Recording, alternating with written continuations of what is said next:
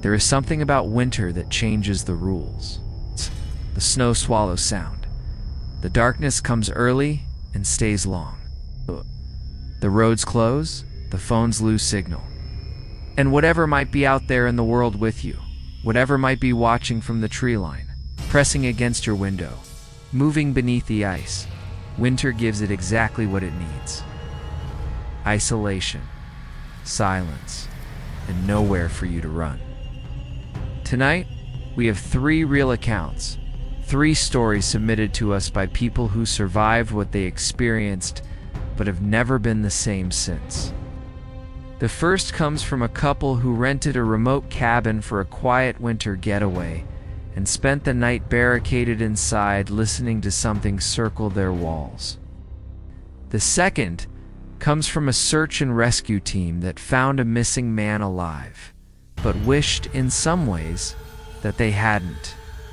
And the third comes from a father and son ice fishing trip that ended with footage no one has been able to explain to this day. These are not urban legends. These are not campfire tales, polished smooth by retelling.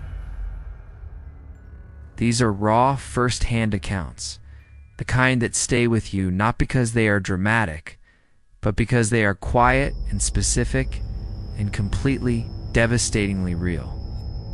My name is your host, and this is True Terror Files Official, your #1 source for the most bone-chilling true encounters ever documented. Before we begin, make sure you are subscribed so you never miss an upload, and if any of these stories feel a little too familiar, if something in your gut recognizes what these people went through, leave it in the comments below. We read every single one. Settle in, turn the lights down low if you dare, and whatever you do, do not look at your windows. Let us begin. Emma and Jake had been planning the trip for 6 weeks, a long weekend at a rented cabin near Blackthorn Ridge in northern Vermont. The kind of getaway you book specifically because it is remote, because the listing emphasizes quiet and seclusion and the absence of neighbors, because after months of city noise you want to be genuinely, completely alone. They arrived on a Friday afternoon in early February. The drive up the mountain road taking longer than expected due to light snowfall that had started an hour outside of town. The cabin was exactly as advertised, a small A-frame structure at the end of a gravel road, surrounded on 3 sides by dense pine forest. The nearest town, 14 miles back down the mountain. They brought enough food for 4 days. The first evening was everything they had hoped for. A fire in the wood stove, dinner by candlelight, the kind of peaceful silence that feels like a reward. They went to bed early. Emma woke at 2:14 a.m. to the sound of the wind picking up.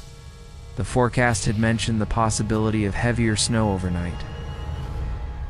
And she lay still for a moment, listening to it press against the cabin walls. It was when she sat up to check her phone that she noticed the window. Their bedroom window faced the tree line to the north, and in the white ambient glow of fresh snowfall, Emma could clearly see the ground outside, and she could clearly see the footprints, a single set of tracks, human-sized, coming from the tree line in a straight, deliberate line directly toward the cabin wall, stopping just beneath their bedroom window. She woke Jake. He pulled on his boots and his coat and opened the front door, phone light out, scanning the perimeter, and that was when they saw that the tracks did not stop at the bedroom window.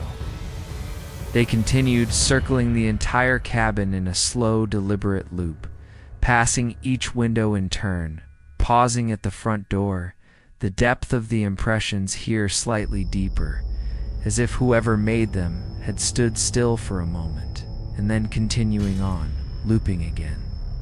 2 full circuits around the cabin, and then the tracks simply stopped, mid-stride, on the eastern side of the building, as if whoever had been walking had stepped up and off the surface of the earth.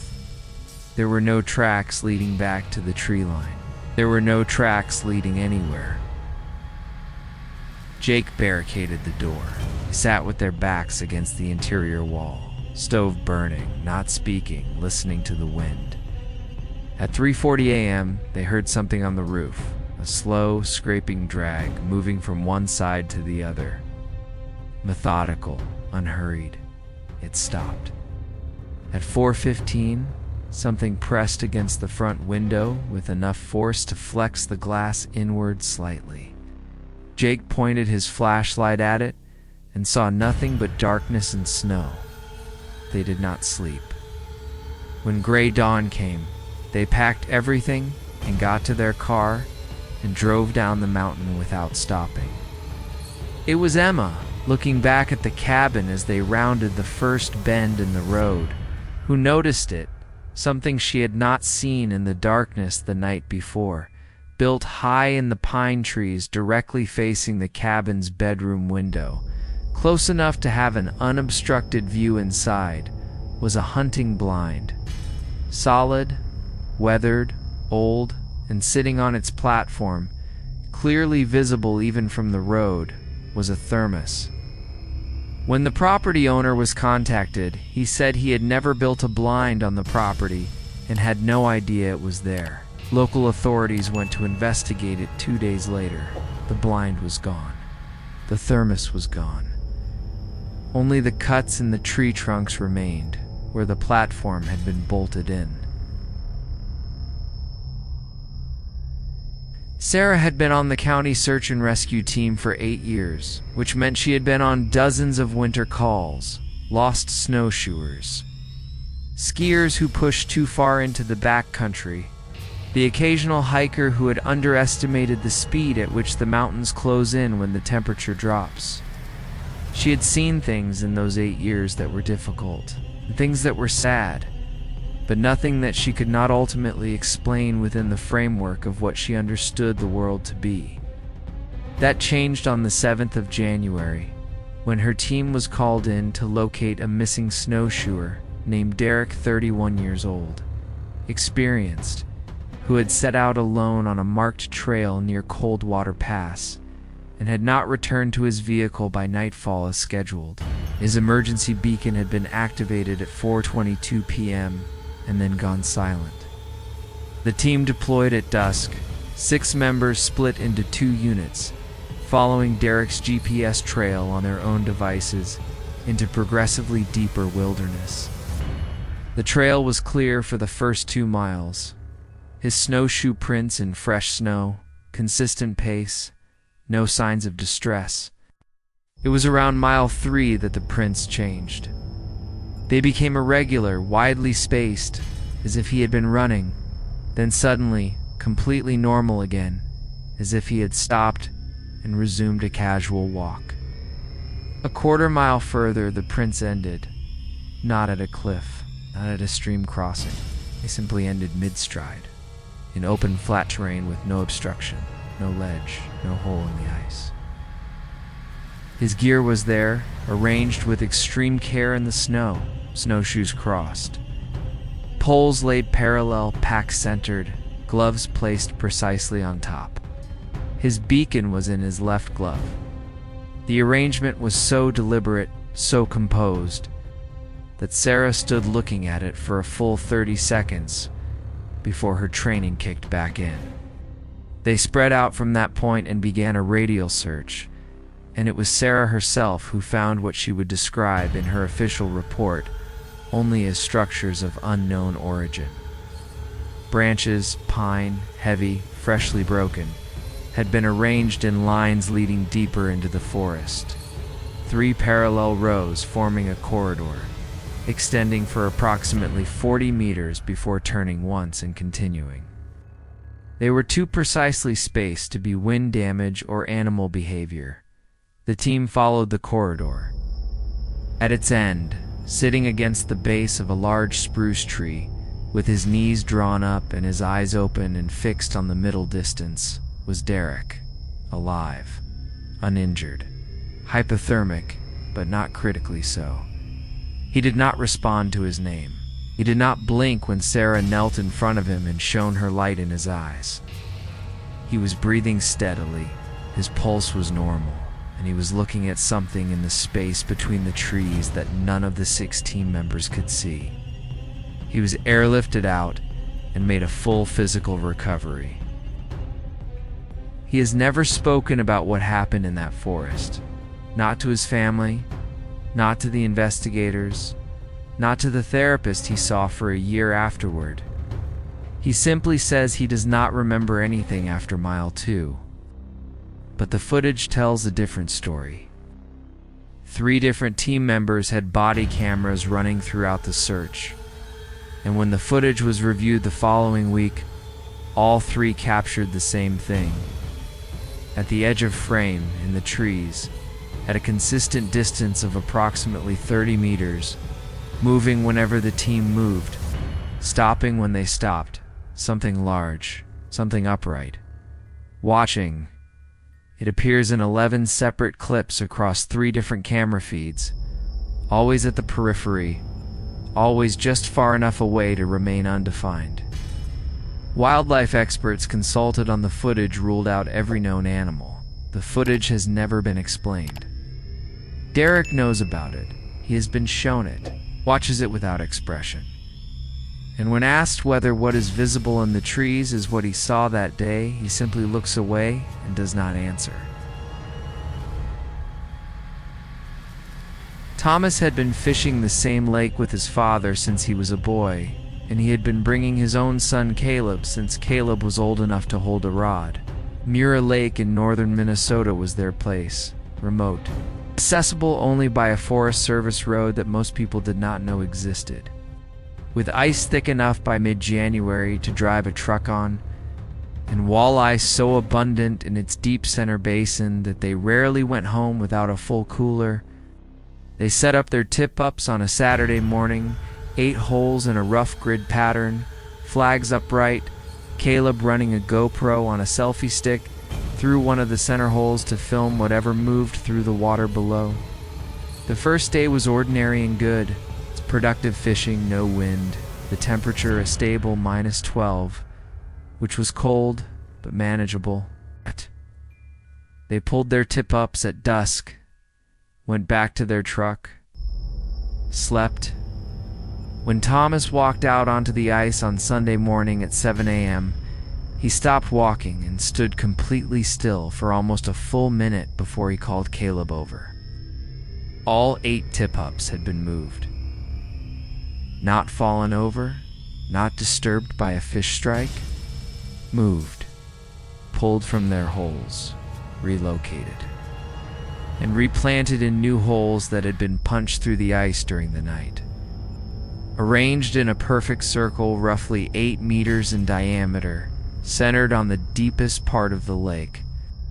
Thomas had not made those holes. The ice around each new hole was smooth and unbroken. No tool marks, no disturbed snow, as if the holes had appeared from beneath. They stood at the edge of the circle looking at it, and Thomas made the decision they should pull everything and leave. Caleb asked for 10 minutes to get the GoPro footage from the previous day, and Thomas agreed. Caleb lowered the camera through one of the circle's holes, while Thomas began breaking down their equipment. He pulled the camera back up after 3 minutes and looked at the LCD screen to check the recording, and he held it out to his father without saying a word. The footage from the center hole recorded the previous day during fishing showed the lake bottom in its first minute's sediment, a few suspended particles, a walleye moving lazily through frame. Then, at the 22-minute mark, something entered frame from below.